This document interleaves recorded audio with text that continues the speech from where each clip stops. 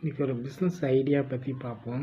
இது என்ன பிஸ்னஸ் அப்படின்னா, இப்போ பேப்பர் கப்பு, தண்ணி கப்பு இதெல்லாம் வந்துட்டு நம்ம விற்கிறது மூலமாக லாபம் பெற முடியும். அது எப்படின்னா, இப்போ ஒரு பேப்பர் கப், ரோல் கப்போட விலை வந்து ரூ. 45. இதை வந்து நம்ம சாதாரணமாக சில்லறை கடையில் விற்கும்போது தான் நமக்கு லாபம் கிடைக்கும். மொத்த கடையில் நம்ம வாங்கும்போது அவங்க வந்து நமக்கு ஒரு ₹5 கம்மியாக தான் கொடுப்பாங்க.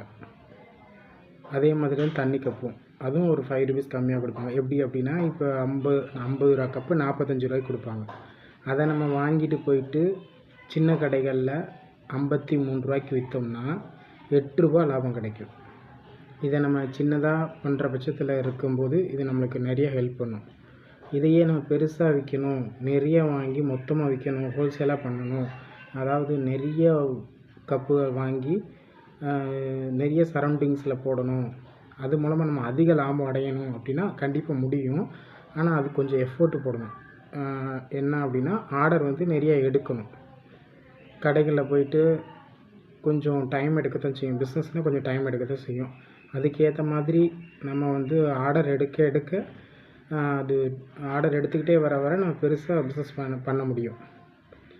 ஏன்னா சின்ன இன்வெஸ்ட்மெண்ட்லேயே இது பண்ண முடியும். அதனால தான். தேங்க்யூ.